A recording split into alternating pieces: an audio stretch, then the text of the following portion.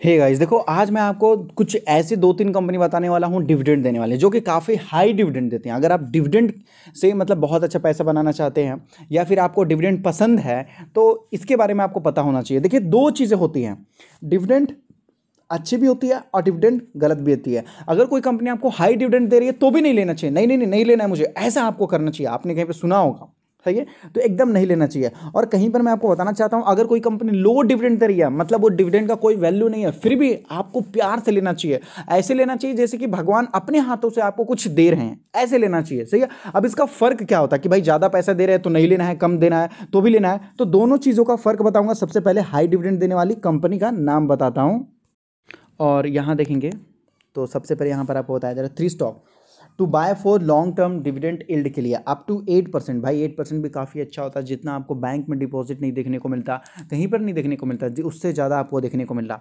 काफ़ी अच्छा है। और केवल देखो, केवल डिविडेंड थोड़ी ही मिलता है आपको, इसके साथ और भी बहुत सारे बेनिफिट देखने को मिलते हैं। अगर मैं आपको बता दूं तो लगभग इसके साथ स्टॉक का प्राइस भी ऊपर बढ़ता है, उसका भी बेनिफिट देखने को मिलता है, और भी बायबैक मिलते हैं, राइट इश्यू मिलते हैं, बहुत सारे ऐसी चीज़ें हैं, बोनस डिविडेंड है, स्टॉक स्प्लिट है, वो सारी चीज़ें का डिविडेंड का बेनिफिट मिलता है। तो सबसे पहले मैं आपको नमूना बता दूं कि इन्फोसिस जो कंपनी है ना, ये बहुत कम डिविडेंड देती है, 1-1.5% के आसपास देती है इन्फोसिस। और यहाँ पर इसने कितना बड़ा पैसा दिया है देख सकते हैं, टोटल एनुअल जो आपको डिविडेंड्स बताया जा रहा 22 लाख रुपए के आसपास है, शायद यहाँ देख लो भाई, सोच लो 22 लाख रुपए, वो भी केवल डिविडेंड से ही बेनिफिट देखने को मिल रहा है। आप कुछ लोग ऐसे बोलेंगे भाई ये तो इम्पॉसिबल है, चलो मान लेते हैं ये इम्पॉसिबल है। अगर मैं आपको बोलूं केवल आप डिविडेंड से 200-250, क्या बोल रहा हूँ, रुपीज़ नहीं, 250 करोड़ रुपीज़ आप कमा सकते हो, तो क्या आप बोलोगे कि वो इम्पॉसिबल है? बिल्कुल पॉसिबल है। आप जहाँ पे हो यहाँ पर कुछ भी ऐसी चीज़ नहीं है जो इम्पॉसिबल है। आप एक दिन के अंदर यहाँ पर सारा माल डुबा सकते हो और काफ़ी अच्छा पैसा बना भी सकते हो। तो लगभग कम से कम तो मैं आपको बोलूँगा 250 करोड़ तक जो है आप यहाँ पर डिविडेंड से पैसा बना सकते हो। इन्फोसिस ने दिया 22 लाख और विप्रो ने दिया है लगभग 250 करोड़ के आसपास। तो सबसे पहली चीज़, सबसे पहली कंपनी का नाम यहाँ पर अगर आप देखोगे तो buy Coal India stock for dividend yield of more than 8%। Coal India लगभग जो है आपको 8 से 10% तक डिविडेंड दे सकता है। तो ये है कोल इंडिया। तो ये कंपनी काफ़ी अच्छा डिविडेंड देती है, लेकिन प्रॉब्लम है केवल डिविडेंड ही देती है। देखो भाई, ये कंपनी जो है लगभग 9% के आसपास डिविडेंड देती है, ये देख लो 9% के आसपास डिविडेंड देती है, जो कि काफ़ी बड़ा है। 88,000 करोड़ के आसपास कंपनी का मार्केट कैप है। तो ये कंपनी आपको डिविडेंड तो देती है, लेकिन नेगेटिव डिविडेंड। देखो, कंपनी लंबे समय से प्रॉफिट नहीं कर पा रही है, यहाँ पर देखो लंबे समय से प्रॉफिट नहीं कर पा रही है। और कब सी बात है, तो लगभग 2010 से पिछले 10 सालों में इस कंपनी ने नहीं दिया। मतलब एक इंसान की आधी जिंदगी इसने जो है डुबा दिया। अगर मैं आपको बोलूँगा एक इंसान की, पूछो क्यों?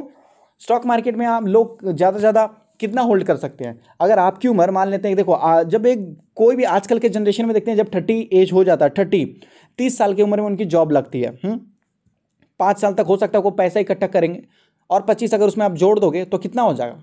50-60 साल तो गया इसमें। अगर 10 साल यही ले लेता है कंपनी, वो भी केवल लॉस के लिए, तो भाई उस इंसान को कितना बड़ा झटका लगेगा। तो इस वजह से एक कंपनी डिविडेंड तो दे रही है लेकिन प्रॉफिट नहीं दे रही है, क्योंकि ये कंपनी जो है अपना पैसा पानी की तरफ बहा रही है। ये कंपनी जो है अपने बिजनेस को स्केल अप करने के लिए नहीं बढ़ा रही है भाई। तो इस हिसाब से ये कंपनी को मैं आपको बोलूँगा डिविडेंड तो देती है, लेकिन पानी वाला डिविडेंड देती है। याद रखो, आपको पेट्रोल बोल के पानी दे दिया जाएगा, आप गाड़ी लेके चलते रहो भाई, कुछ नहीं होने वाला। तो कंपनी रिजेक्टेड है, हालांकि डिविडेंड काफ़ी अच्छी देती है। अगर आपको डिविडेंड के लिए, अगर आप ज़्यादा से ज़्यादा अगर आप डिविडेंड चाहते हो तो आप इस कंपनी में निवेश कर सकते हो। बाकी आप समझ गए यहाँ पर मैं क्या बोलना चाहता हूँ। दूसरी कंपनी है रूरल इलेक्ट्रिफिकेशन कॉरपोरेशन।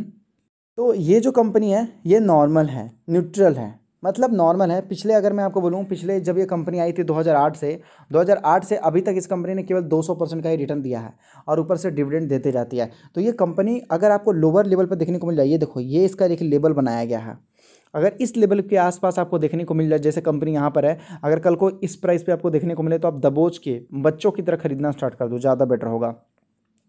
तो ये क्या होता है, लोग समझ जाते हैं। तो इसलिए ये जो डिफरेंस है, ये गैप खत्म होने के बाद खरीदो और आराम से शॉर्ट टर्म के अंदर प्रॉफिट बुक कर लो, कोई टेंशन की बात नहीं है। और डिविडेंड का जब डेट आएगा, तो डिविडेंड का जब डेट आएगा तो कुछ दिन पहले खरीद लो माल, सोच लो कुछ दिन पहले ही खरीद लो, ज़्यादा नहीं, आपको 10 दिन पहले ही खरीद लेना, आराम से डिविडेंड मिलते आप एग्जिट भी हो सकते हैं। गवर्नमेंट ऑन करती है कंपनी इंफ्रास्ट्रक्चर के लिए, बाकी उतना भी कुछ खास नहीं है जो कंपनी पे आपको ध्यान देना चाहिए। और जो लास्ट कंपनी यहाँ पर बसती है देख सकते हैं, power finance corporation, last company ये यहाँ पर आपको बसती हुई दिखाई देती है। और पावर फाइनेंस कॉरपोरेशन में देखो लगभग 33,000 करोड़ के आसपास कंपनी का मार्केट कैप है। 10 रुपये के आसपास फेस वैल्यू देखने को मिलेगा। लगभग 55% के आसपास हिस्सेदारी प्रमोटर के पास है, 17% के आसपास फॉरेन के पास है, और लगभग यहाँ पर 15% के आसपास डोमेस्टिक के पास है। मतलब फॉरेन डोमेस्टिक म्यूचुअल फंड काफ़ी ज़्यादा इंटरेस्टेड है क्योंकि कंपनी सही है इस वजह से। और कंपनी के पास अभी कैश फ्लो भी है, लेकिन कंपनी कुछ अच्छा रिटर्न नहीं दे पा रही है भाई लंबे समय में। इस कंपनी का भी एक लेबल है, इस कंपनी का भी एक लेबल है। देखो ये कंपनी हर बार आपको एक मौका देती है, बस इस लेवल पर देख दिया आपको फंडामेंटली, टेक्निकली, फाइनेंशियली ये सारी चीज़ों आपको देखने की जरूरत नहीं है। और हालांकि और यहाँ पर लॉन्ग टर्म का भी प्रॉफिट करने की जरूरत नहीं है। शॉर्ट टर्म में आपको जो मिले लेके निकल जाओ, चुपके से निकल जाओ। हालांकि लगभग ये कंपनी भी 7.78% के आसपास आपको डिविडेंड देने की काम करती है, लेकिन उतनी भी कुछ खास नहीं है जो आपके लॉन्ग टर्म के लिए खरीदो। तो एक चीज़ मैं आपको बता देना चाहता हूँ, जो कंपनी डिविडेंड बहुत ज़्यादा देती है ना, वो ये भी हो सकता है कि कंपनी को पता चलेगा कि हम आगे नहीं बढ़ सकते, इस वजह से वो अपना कैश जो है लोगों में बांट देती है और कंपनी का बैलेंस शीट में ट्रांजैक्शन इधर उधर दिखा देती है, ऐसे ही है। और दूसरी कंपनी होती है, जैसे मैं आपको बताऊंगा, विप्रो, HCL, TCS, इन्फोसिस, ये सारी कंपनी 1% का ही डिविडेंड देती है, केवल 1% के, मात्र 1%। और कुछ कंपनी तो ऐसी भी है जो 1% का भी नहीं देती है, एवरेज मान लो केवल 1% का। और भाई ये जो कंपनी है ना, लगभग करोड़ों बना के देते हैं, क्योंकि लंबे समय में मुनाफा भी देते हैं, शेयर का प्राइस भी ऊपर जाता है, और साल में लगभग 3 से 4 बार डिविडेंड भी दे देते हैं। अगर साल में अगर आपको 4 बार भी मिला तो 4% तो ऐसे ही मिल गया, तो ये आपको क्यों लेना है भाई। ये सारी कंपनी साल में 1 बार देंगे, और HCL जैसी कंपनी देखो साल में 4 बार देंगे आपको, 3 बार देंगे आपको। अच्छी चीज़ है कि नहीं वो, तो ज़्यादा बेटर उधर रहेगा। मैं आपको डिविडेंड के लालच में फंसने के लिए नहीं बोलूँगा। बाकी आप समझदार हो, और अगर आप स्टॉक मार्केट में नए हो, अपना डीमेट अकाउंट वगैरह ओपन करना चाहते हैं, तो आप अपना डीमेट अकाउंट एंजल ब्रोकिंग में ओपन कर सकते हो। नंबर 1 स्टॉक ब्रोकर्स आपको देखने को मिल रहा है। मेरे हिसाब से आपको डीमेट अकाउंट वहाँ ओपन करना चाहिए जहाँ पर आपको सब कुछ देखने को मिले। जैसे एंजल में देखो NSE, BSE, म्यूचुअल फंड सभी कुछ देखने को मिलते हैं, कोई टेंशन वाली बात नहीं भाई। और सबसे बड़ी चीज़ मैं आपको बता दूँ, बहुत सारे लोग टेंशन लेते हैं, ये देखो अनजान जगह पर डीमेट अकाउंट ओपन मत कीजिएगा, नहीं तो कार्य ब्रोकर जैसे लोग आपका पैसा और डीमेट अकाउंट लेकर भाग सकते हैं, जैसे लास्ट टाइम हुआ था। Demat account free, delivery charges free, केवल 20 रुपीज़ लगता है, वो भी इंट्राडे में, जो हर जगह देखने के लिए मिलता है। डिस्क्रिप्शन में लिंक है, मिनटों में जाके अपना डीमेट अकाउंट वगैरह ओपन कर सकते हैं।